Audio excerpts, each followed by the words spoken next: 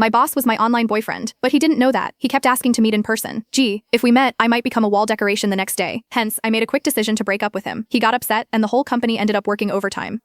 How should I put this? For the sake of my mental and physical health, maybe getting back together with him wouldn't be such a bad idea. I was dating my boss online. Meeting in person? That was never going to happen. He didn't even know his online girlfriend was one of his employees. Lately, my boss had been in a bad mood. Everyone could feel it, so everyone had been extra careful. Even the usual breaks had been cut short. The boss had been working crazy hours, and no one dared leave before him. So our work days had stretched to 11 p.m. or 12 a.m., and I was starting to get dark circles under my eyes. My skin had been looking worse too. To be honest, I felt like I was probably the only one who knew the real reason behind his bad mood, but I couldn't tell anyone. The boss had had his heart broken, and unfortunately, the one who broke his heart was me. He didn't know that though. It all started when my online boyfriend of 2 years wanted to meet up in person. We met on social media. He had posted something asking for advice. Why can't I find a girlfriend? I clicked on it, and the post said, I'm a man, 6'2", 183 pounds, 25 years old, Ivy League graduate, with a master's in management and engineering. I'm currently the vice president of a listed company, with an annual salary starting at $500,000. I own a car and a house, but my looks are just average. I've never had a girlfriend. So what's the issue? The comment section was full of sarcastic remarks. Ugh, someone's fishing for compliments. Is this guy living in a dream world? Ivy League grad, just 25, and already a VP? Come on, get real. At least create a more realistic persona. As we all know, only family-run businesses give young people such high positions, but most of those rich kids study abroad. Being in a playful mood, I commented, maybe it's the looks. Post a photo and let's see. Then I closed the app. Not long after, I got a private message from the poster. Hi, can I send it to you privately? Though confused, I enjoy some drama, so I replied, sure. Then he sent me a photo. I almost spat my coffee out. He said he was 6'2", I'd believe 5'0" maybe. It was a selfie, with his face covered by his hand, and the angle made his head look huge and his body tiny. His hair was sticking up like he'd just used some kind of hair gel, and he was wearing thick black-rimmed glasses, making him look both nerdy and awkward. But despite all that, his face was actually fine. Even though it was partially obscured, I could tell his lips, nose, and eyes all screamed handsome. Still, there was something about him that seemed oddly familiar. I mentally shouted, there are actually guys who don't realize they're good-looking, while zooming in and out of the photo multiple times. With my helpful mindset, I typed out a few tips. Your clothes and selfie skills need work. Try frameless glasses, or better yet, wear contacts, and change your shooting angle. Tilt the phone slightly, making sure the charging port leans toward you. Also try pants that are a bit looser, like casual black ones. He replied, thank you so much. I didn't think much of it and moved on. But the next day, he sent me photos of his makeover, taking my advice to heart. The day after that, again. Then it went on for a few more days. I was getting tired of it when he suddenly asked if he could add me as a friend on Facebook and offer me a thank you gift. If someone was offering money, I'd be crazy not to take it. So I gave him my profile link. Moments later, an account with a familiar profile picture sent me a friend request. Wait, wasn't this my boss? I panicked, almost accidentally accepting his friend request. My heart sank, and I quickly restricted the visibility of all the previous posts on my feed. My brain raced, wondering if I'd somehow linked my private Facebook account to my company info. Meanwhile, he was typing for what felt like forever before sending a message. Thanks for all the help these past few days. Here's a little something for you. And then he sent me $7,000 via MetaPay with the note voluntary gift. I was speechless. I compared his profile with the photo he sent me. Yep, it was the same guy, and he was indeed the boss of my company. I couldn't believe the sheer absurdity of the situation. But after some hesitation,